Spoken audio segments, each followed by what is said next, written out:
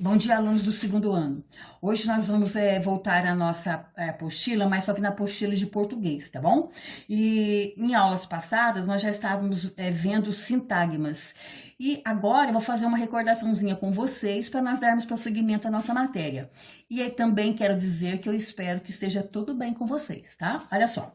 Então, qual era a matéria de português da apostila? Olha só, das páginas 40 em diante, tá? Olha só. Revendo sintagma. Só para recordar com vocês o que é o tal do sintagma, não é mesmo? Já estamos há tanto tempo parados, vamos dar uma recordada. Sintagma é o conjunto de palavras subordinadas aos núcleos das orações. E prestem atenção, como toda oração é formada quase sempre, não é mesmo? Pelo sujeito e pelo predicado, o estudo do sintagma é o quê? Uma análise do sentido e da função das palavras, olha só, que acompanham justamente o núcleo desse sujeito, que é um substantivo, não é verdade? Ou um pronome, e o núcleo do predicado, que é quem? O verbo. Então, todas aquelas palavras que se subordinam ao núcleo desse sujeito, ao núcleo do predicado, nós tratamos como sintagma. E olha só, eu trouxe um exemplo para vocês. O médico não abandona o seu paciente. É uma frase que está correndo internet por aí, do nosso ministro da Saúde, Luiz Henrique Mandetta, não é verdade? Então, nós trabalhamos assim, ó. O médico não abandona seu paciente. Quem é que não abandona o seu paciente? O médico. Então, tudo que sobra, nós temos o quê? Predicado. E nesse predicado, nós já observamos o verbo, não é verdade? E aqui no nosso sujeito, nós já achamos o sujeito e o núcleo do sujeito, ok? Então, olha só, tudo que que se subordinar ao meu sujeito, eu vou chamar de sintagma nominal. Tudo que subordinar-se ao verbo, eu vou chamar de sintagma verbal. Tá certo? Até essa parte aqui foi uma das últimas aulas que eu esmiucei caso a caso para vocês no quadro, tá bom? Olha só. Então, olha só, e o sintagma nominal e o sintagma verbal, eles são chamados de grandes sintagmas, não é verdade? Porque aqui, ó, muita informação no sujeito, muita informação no nosso predicado. E agora a gente vai esmiuçar e relembrar também o sintagma nominal, beleza? Então vamos. Olha só. Lá no nosso sintagma nominal, nós já vimos em aulas passadas, nós temos quem? O adjunto adnominal, o complemento nominal, o aposto e o nosso vocativo. Estão lembrados? Então tá, até já fizemos a AD sobre eles, ok? Olha só, o adjunto adnominal, para vocês recordarem, é aquele termo que modifica o substantivo, é um termo acessório, ele é representado por quais classes gramaticais? O pronome adjetivo, o pronome oblíquo e o pronome possessivo, e tantos outros mais. O artigo, o numeral, o adjetivo e as locuções adjetivas, tá certo? Então, ele é chamado de termo acessório. Só que é o seguinte, se você não colocá-lo, você tem essa opção, mas só que faz muita falta para a gente entender a colocação, né, do emissor. Olha só, aí eu trouxe uma frase aqui para vocês, ó. A movimentação social é tudo que esse vírus quer. Não é verdade? Olha só, eu tenho aqui, ó, um artigo, eu tenho um adjetivo e tenho um pronome. Então, eu vou classificá-los como o quê? Adjunto adnominal. Tá bom? Olha só. E o nosso complemento nominal? É um termo preposicionado. Então, aqui, ó, aqui tem que aparecer uma preposição que completa o sentido de quem? Porque, às vezes, o substantivo, o advérbio e o adjetivo, eles não têm o quê? Sentido completo. Então, eles precisam, né, de uma melhoradinha para haver uma boa comunicação. É isso que se chama o quê? Complemento nominal. Ele vai complementar quem? O advérbio, o substantivo e o adjetivo, que não tem sentido completo. Esse termo, complemento nominal, é um termo integrante, ele tem que fazer parte, né? Porque fica sem significado. É a presença exigida pela palavra que ele complementa. Então, não tem a opção de usar ou não. Eu preciso usar. Olha só, adjetivos.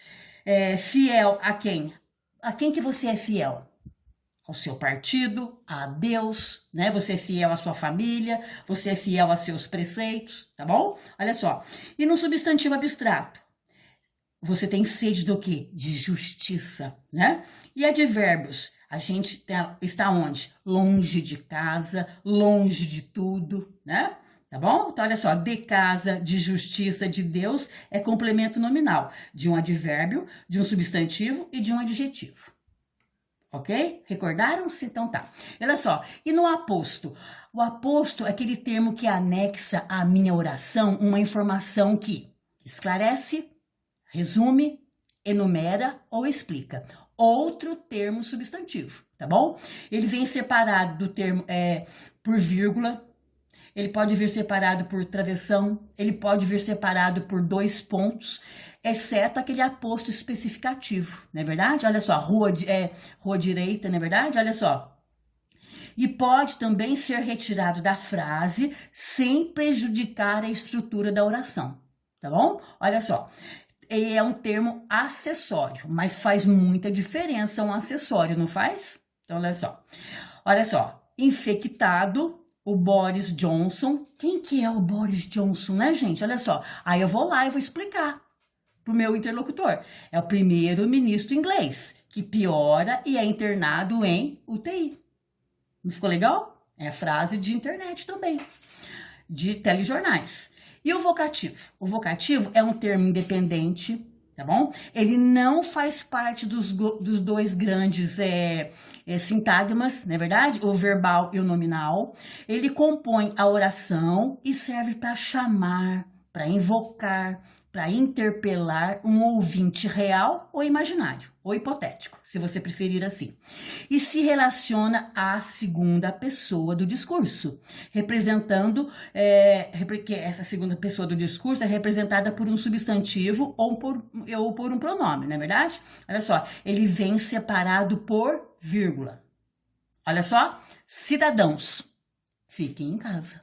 Olha só o nosso vocativo aqui.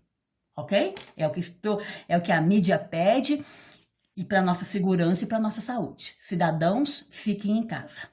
Ok? Vamos passar agora para o sintagma verbal. Para vocês aqui. Agora, gente, olha só. Todas essas partes aqui, numa aula que estávamos todos juntos em sala, eu dei também uma explicação. Eu espero que vocês tenham todas elas no seu caderno que eu os fiz copiar. Estão lembrados disso? Então tá. Olha só, fazem parte do sintagma verbal. O objeto direto, porque não é verbal, olha só. Objeto direto, objeto indireto, o meu agente da passiva e o meu adjunto adverbial, tá? Olha só.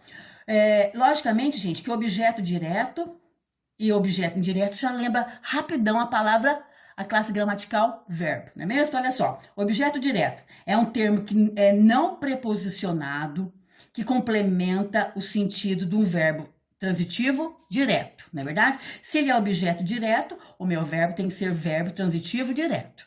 E também de quem? Quando for o caso de nós havermos dupla posição. De um verbo transitivo e de um verbo transitivo direto e indireto, não é verdade? Então tá. Olha só. Hospital de campanha lá em São Paulo, no estádio Pacaembu, recebe pacientes do coronavírus. Ok? Olha só. Recebe o quê? Quem recebe, recebe alguma coisa, não recebe? Olha só, recebe pacientes, tá bom? Olha só, eu tenho meu verbo transitivo direto e o meu objeto direto, tá bom? Qual é o meu verbo? Olha só, recebe, né? Então, eu estou trabalhando com sintagma verbal. E o meu objeto indireto? É um termo preposicionado, a história mudou todinha agora, não é verdade? Eu preciso mesmo de uma preposição que completa o sentido de um verbo transitivo indireto ou então de um verbo transitivo direto e indireto, porque aqui vai aparecer meu objeto direto e aqui aparece meu objeto indireto. Olha só, expostos ao coronavírus, entregadores de delivery atuam sem proteção. Eles precisam trabalhar, não é?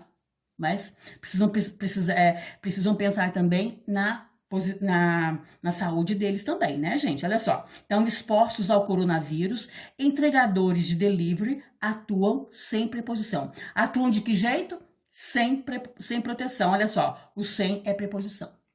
Ok? Então tá. E sempre nessa situação. Olha só. E o agente da passiva? Gente, eu só quero fazer um adendo aqui para vocês. Eu tenho a voz ativa, onde o sujeito pratica ação.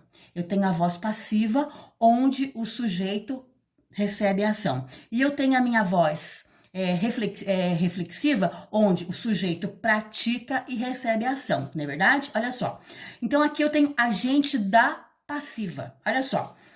Vamos ler devagar para vocês entenderem. O termo que só aparece, agente da passiva. Termo que só aparece em orações cujo verbo está na voz passiva, né? Que jeito que esse verbo da voz passiva, gente? Tenham paciência para perceber. É um verbo auxiliar. Ser, estar, parecer, permanecer, ficar, tornar-se, continuar, tá bom? E mais quem? Um verbo que é um chamado de verbo principal, gente, aquele que demonstra para nós mesmo a ação, só que ele tem que estar no particípio. Qual que é o verbo no particípio? Aqueles verbos que têm terminação ado, dependendo da primeira, segunda ou terceira conjugação, tá bom? Olha só. E esse verbo principal é o verbo que exprime realmente o fato. Tá bom? Olha só, não causa problema nenhum para vocês. Ele designa o quê? O ser que pratica a ação. Então, olha só, mudou de lugar. O agente da passiva é quem vai praticar a ação do verbo. Daí ser chamado o quê? Agente. Tá bom? E esse agente da passiva, ele vem sempre antecedido por preposição. Já melhorou, não é verdade? Olha só. E na voz passiva, o sujeito da frase é o ser que sofre a ação. Ok? Daí ser chamado o quê? De sujeito paciente, não é? Olha só. Transmissão de coronavírus é limitada pela máscara. Ok? Olha só. Não ficou legal aqui? Olha só. Olha só, verbo auxiliar. Olha só, o verbo limitar, que é um verbo principal, mas ele está no particípio. E olha só aqui, o meu agente da passiva, introduzido por uma preposição. Tá bom? Então, esse aqui é nosso agente da passiva, tá? E o adjunto adverbial? É um termo que modifica o sentido do verbo, né? Mas de que jeito que ele vai modificar o sentido do verbo? Ele vai acrescentar circunstâncias. Que circunstâncias são essas? Causa, modo, tempo, lugar, finalidade e outras tantas. Olha só. Fiquem em casa. Ok? Você não vai ficar em qualquer lugar, vai? Onde é que é para você ficar? Em casa, ok? Olha só, em casa é um adjunto adverbial de lugar. Qual lugar que você vai ficar? Em casa, tá bom? Alunos do segundo ano, a nossa gramática é da apostila 1, ela vai até o nosso sintagma verbal. Aí, em seguida, lá no YouTube, eu vou postar para vocês exercícios dessa matéria. Eu creio que não vai causar a vocês problema algum. São exercícios da apostila que eu espero que vocês realizem, tá bom? E deixo para vocês um abraço e até uma próxima aula, tá bom? Um abração para vocês mesmo.